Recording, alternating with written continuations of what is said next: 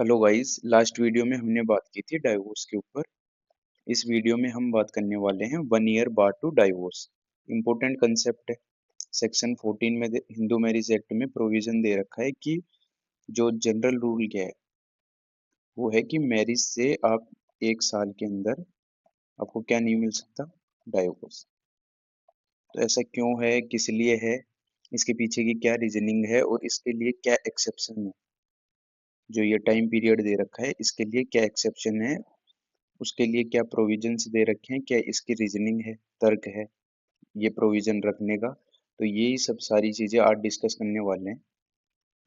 तो सबसे पहले देखेंगे इंट्रोडक्शन, फिर लीगल प्रोविजन, इसके ऑब्जेक्टिव पर्पस देखेंगे, जनरल रूल क्या होता है मैरिज टू डाइवोर्स, इसके लिए जनरल रूल क्या है, एक्सेप्शन क्या है जनरल रूल के लिए, मीनिंग ऑफ एक्सेप्शनल हार्डशिप, इसके बारे में बात करेंगे, एक्सेप्शनल डिप्राविटी, इसके बाद में बारे में बात करेंगे कि ये कैसे ग्राउंड्स बनते हैं जिनकी वजह से क्या होता है कि before completion of 1 year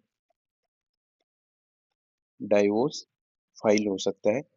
courts permission required, court की परमिशन के बारे में बात करेंगे, कॉन्सिक्वेंसेज ऑफ रॉन्ग परमिशन, गलत परमिशन की से क्या कॉन्सिक्वेंस हो सकते हैं उनके बारे में बात करेंगे, इंपॉर्टेंट केस लॉज हैं वो देखने वाले हैं, इसको कंक्लूड करेंगे। तो वन बाय वन करके इन सब के बारे में डिस्कस करते हैं। तो इंट्रोडक्शन की बात करें तो the 1 year bar to divorce means that no petition for divorce can ordinarily be filed within 1 year of marriage. तो 1 ईयर बार टू मैरिज का सिंपल सा मतलब है कि कोई भी पेटिशन है डाइवोर्स को लेके वो जनरली 1 साल के बीच में नहीं फाइल की जा सकती। This rule is provided under section 14 of Hindu marriage act. और यह रूल किसके अंदर दिया गया है, section 14 of Hindu marriage act. इसका पर्पज क्या है, to prevent hasty decisions and give the spouses time to adjust in the marriage. इसका पर्पज सिंपल सा है कि जो जल्दबाजी वाले डिसीजंस हैं उनको रोकना और जो स्पाउसेस हैं उनको टाइम देना कि वो मैरिज में एडजस्ट कर सके, पति पत्नी को टाइम दे सके कि नया रिश्ता है उसमें थोड़ा एडजस्टमेंट ला सके। लीगल प्रोविजन की बात करें तो सेक्शन 14 हिंदू मैरिज एक्ट 1955 में ये प्रोविजन दे रखा है, no court shall entertain any petition for divorce unless 1 year has passed since the date of marriage.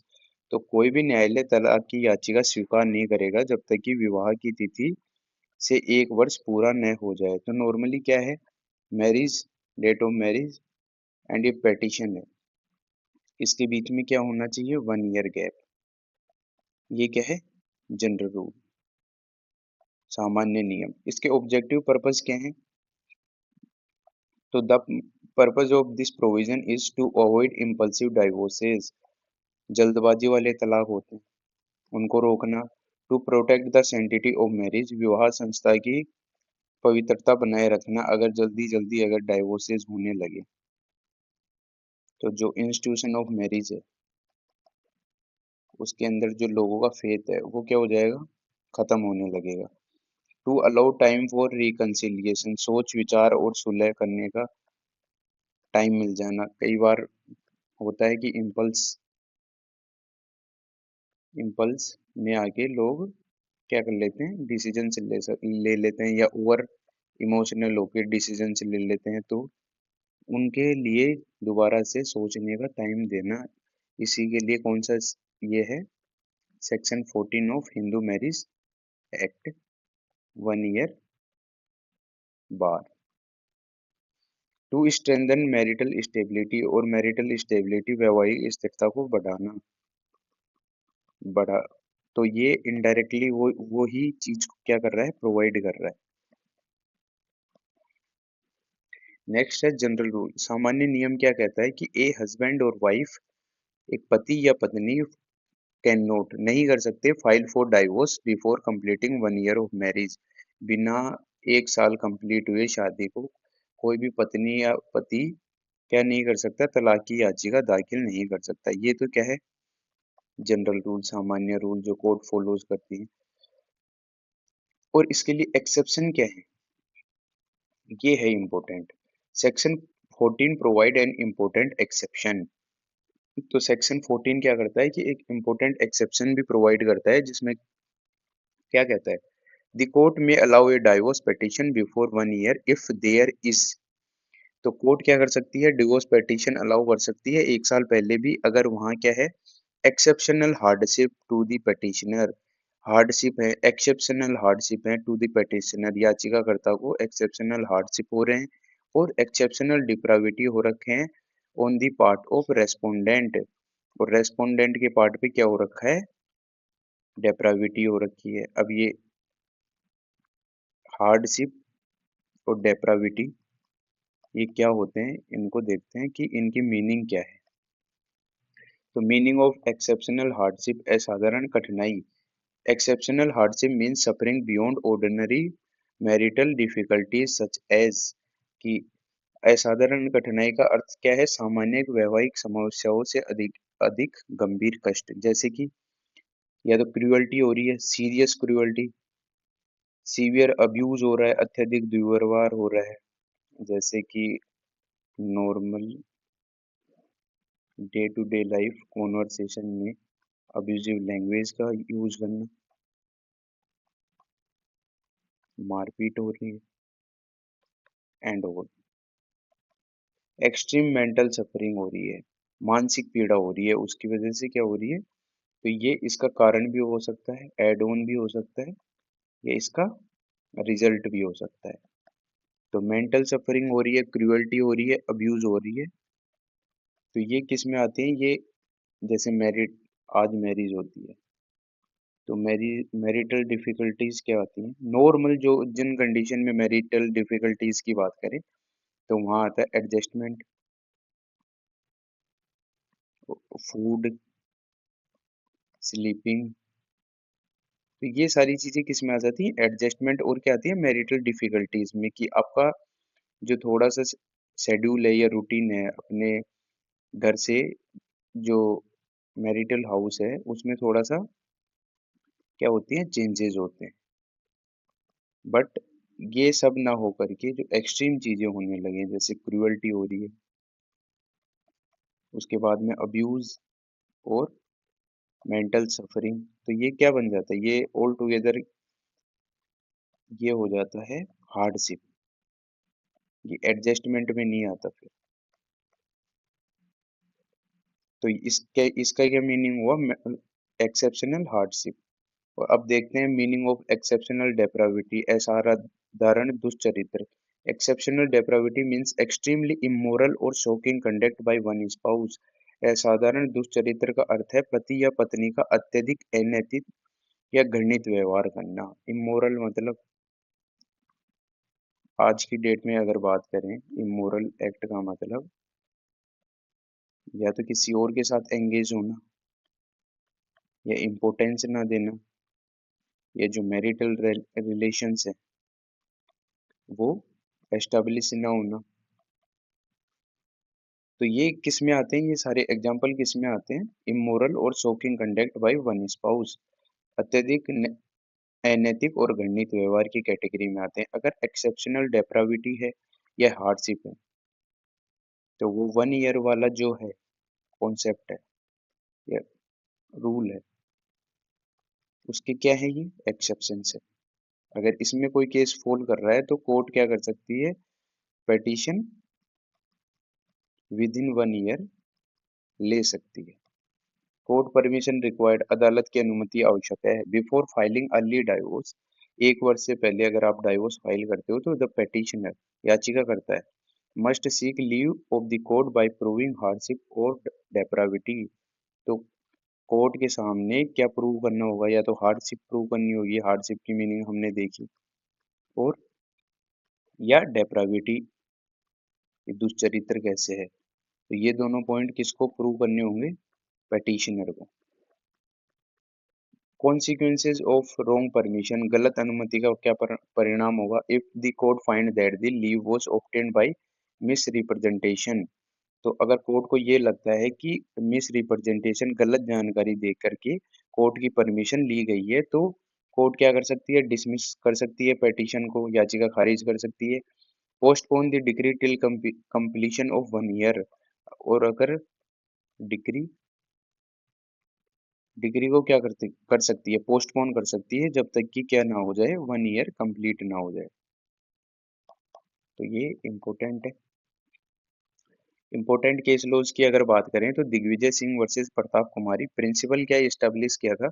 The court emphasised that section 14 aims to discourage premature divorce and encourage adjustment. तो इसमें क्या कहा court ने कि section 14 है, उसका क्या objective है? तो ये डिस्करेज करता है प्रीमेच्योर डाइवोर्स, जो जल्दबाजी वाले तलाक होते हैं उनको रोकता है, और एनकरेज किसको करता है कि शादी में जो एडजस्टमेंट होते हैं उनको क्या करता है, ये बढ़ावा देता है, जिससे ये marriage as a social institution क्या रह सके, इंटैक्ट रह सके, बनी रहे। रेलेवेंस की बात करें in family law, this role protect marriage from breakdown due to temporary misunderstanding and emotional decision. तो यह रूल क्या करता है कि जो अस्थायी जो इमोशंस हैं, मैंने बताया अभी कि ओवर इमोशनल होके कई बार डिसीजंस ले लेते हैं, छोटी छोटी चीजों के लिए भी बड़े डिसीजंस ले लेते हैं, तो उनको क्या करता है, ये रोकता है। और कई बार दो लोग साथ आते हैं, रहते हैं, तो उनमें कई चीजों को लेके मिसअंडरस्टैंडिंग हो जाती है, तो उन सब चीजों को क्लियर करने में और एक स्टेबिलिटी प्रोवाइड करने में क्या करता है, ये हेल्प करता है। तो सेक्शन 14 काफी इंपॉर्टेंट है मैरिज को पॉइंट ऑफ व्यू से। अगर इसको कंक्लूड करें तो the 1 year bar to divorce is a protective mechanism. क्या है? प्रोटेक्टिव मैकेनिज्म, सुरक्षात्मक प्रावधान है। Gives spouses time to reconcile, जो पति पत्नी है उनको क्या करता है, सुलह करने का अवसर देता है। And prevent impulsive marital breakdown, और जो जल्दबाजी में विवाह टूटने से क्या करता है, रोकता है। However the law balances this with exceptions where immediate relief is necessary. But क्या करता है लॉ, इसमें बैलेंस किस तरह बनाता है कि 1 ईयर का जो है टाइम पीरियड है, उसको क्या कर सकता है, कंसिडर ना करके पिटीशन ले सकता है बिफोर 1 ईयर। बट उससे पहले आपको क्या प्रूव करना होगा कि there is hardship, exceptional hardship होनी चाहिए, एंड डेप्राविटी होनी चाहिए। अगर ये दो कंडीशन अगर आप प्रूव कर देते हो तो before completion of 1 year petition can be filed. और अगर इसमें क्या होता है, क्या लेनी पड़ती है, कोर्ट की परमिशन लेनी पड़ती है। और अगर परमिशन गलत तरीके से ली गई है तो कोर्ट क्या कर सकता है, या तो पेटिशन को खारिज कर देगा, या क्या करेगा, डिग्री को रिजर्व करेगा up to completion of 1 year. तो आज हमने देखा, लास्ट वीडियो में देखा था डाइवोर्स के ग्राउंड्स।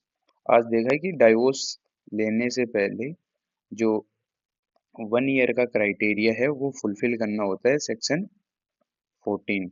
बट उसके एक्सेप्शंस भी देखे, एक्सेप्शन क्यों दिए गए हैं वो भी देखे, उसका ऑब्जेक्टिव पर्पस क्या है इस सेक्शन को रखने का वो भी देखा। तो आई होप आज का वीडियो आपको समझ में आया होगा। नेक्स्ट वीडियो भी डाइवोर्स के कुछ जो इम्पोर्टेंट कॉन्सेप्ट है उसी से रिलेटेड होने वाला है। और अगर आज के वीडियो में आपको कोई भी डाउट है तो वीडियो को दोबारा देख सकते हैं। तो जैसा कि आपको पता है कि हिंदू मैरिज में पहले डिवोर्स नाम की चीज थी नहीं, तो डिवोर्स को किससे लीगलाइज किया गया, जो ह्यूमन राइट्स हैं वो वायलेट ना हो, तो उसके लिए डिवोर्स वाला कॉन्सेप्ट लेके आए। तो डिवोर्स वाले कॉन्सेप्ट को इसमें क्या इंक्लूड करने से पहले काफी सावधानियां बरती गई, और उसी से रिलेटेड डाइवोर्स जो चैप्टर है और उसके प्रोसेस है, प्रोसीड्यूर्स हैं, उसमें क्या है, काफी कंसेप्ट है। वो इसीलिए है कि marriage as a social institution है, सामाजिक संस्थान है, वो उसकी क्या बनी रहे, रेस्पेक्ट बनी रहे। क्योंकि मैरिज से ही क्या होगी, फैमिली होगी, और फैमिली होगी तो फैमिली से क्या होगी, सोसाइटी होगी। तो इसका जो बेसिक बेसिक यूनिट है मैरिज, तो उसको क्या करना है, सेव करना क्या है, जरूरी है। तो ये इतने सारे डाइवोर्स में कंसेप्ट इसीलिए हैं कि मैरिज क्या है, एक क्या है, बेसिक यूनिट ऑफ सोसाइटी। समाज को बनाने के लिए क्या है, बेसिक यूनिट है। तो आई होप आज का वीडियो आपको पसंद आया होगा। मिलते हैं नेक्स्ट वीडियो में।